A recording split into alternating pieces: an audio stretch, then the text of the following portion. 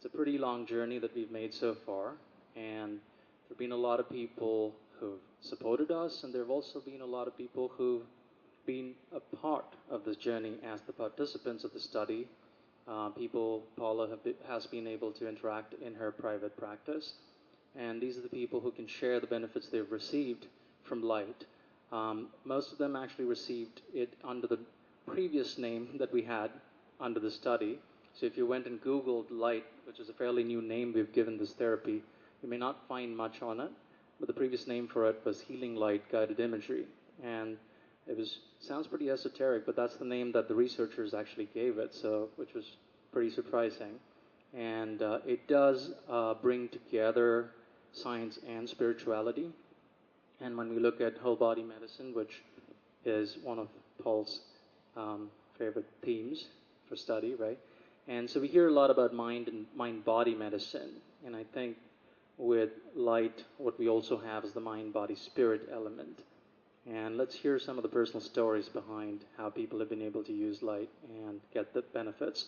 That was a long litany, wasn't it? So that's the effect Light can have on you. It really is a lifestyle choice, because what it really does is it allows you to commune with your own mind, become more aware of your own intuitions, become aware of what your body is trying to tell you, what your environment is trying to tell you.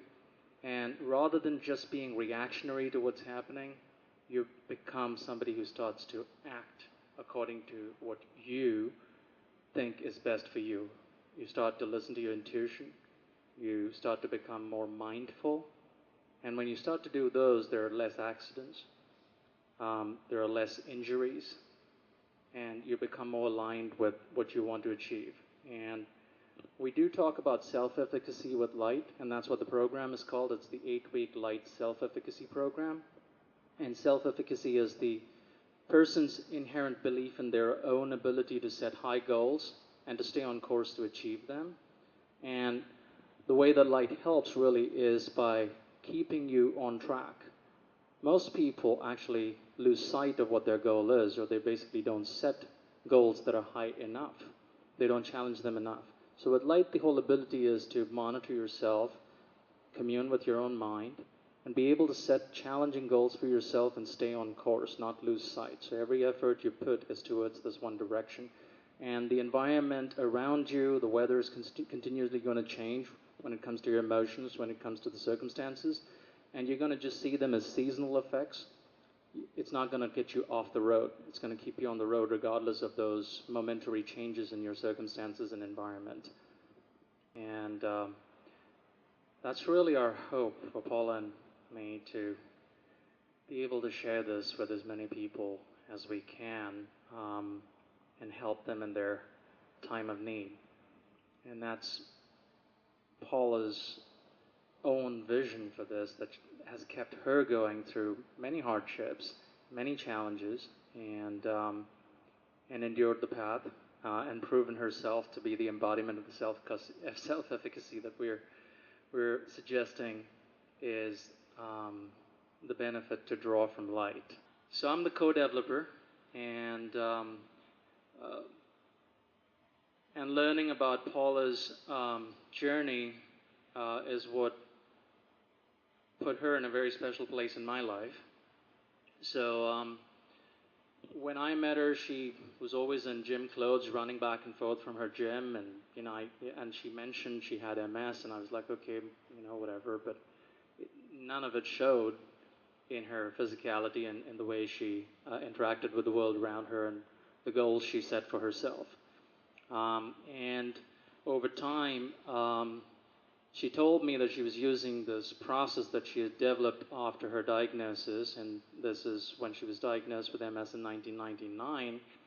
And the diagnosis was so grim, it had severely affected her vision, hearing, ability to walk, balance, incontinence, depression, fatigue. She was in bed for more than 18 hours a day. And when you're put at such a precipice from where looking back becomes difficult to remember the kind of life you once led, and to make yourself believe that anything close to that could return to you, And it was her mother who came to stay with her and reminded her that it was possible if you could see it as possible. So one of the things for you to do is really be able to bring yourself to a place where you can start seeing it as possible. That's one. Number two would be to, once you see it as possible, to also feel the gratitude for it, to feel the energy, what you would feel as if it is already here. And when you begin to radiate and embody that vibration, you make it possible for it to become true. And that's kind of what happens with light. So this is how she had described it to me, and I kind of was wondering, okay, maybe, you know, she has some deep faith that allows her to do it. And over time, she would help a few friends out, and we would see similar effects. And it was not until 2011, around the time when Paula's mom was beginning to ail, and she made a request with Paula to truly consider sharing her gift with others in need. And soon after, she passed away on Christmas of 2012. But that request she made had a strong effect on both Paula and me, and we started to really consider what is the journey to make it possible for this to be handed to others. And one of the things was to take what was an internal process for Paula and turn it into something that was transferable. So we had to work out, you know, what is going to be the methodology and what's the framework and how we're going to basically make it so that other people can receive it regardless of, you know, their faith tradition, regardless of whether they're, you know, a religious practitioner or an atheist or an agnostic person, or whether they have in their current life any examples of such transmutation of energy. And so we looked at a number of options, and what we finally found was going to make it possible was to have a structure which we were able to acquire through our practice in hypnotherapy. We were able to learn hypnotherapy. We practiced and combined, I think we have more than 1,000 hours of experience with hypnotherapy.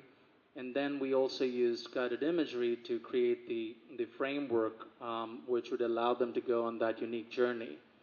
And within the research context, we were further challenged to make sure that this framework had a very standardized format which was measurable from one person to the next, one session to the next.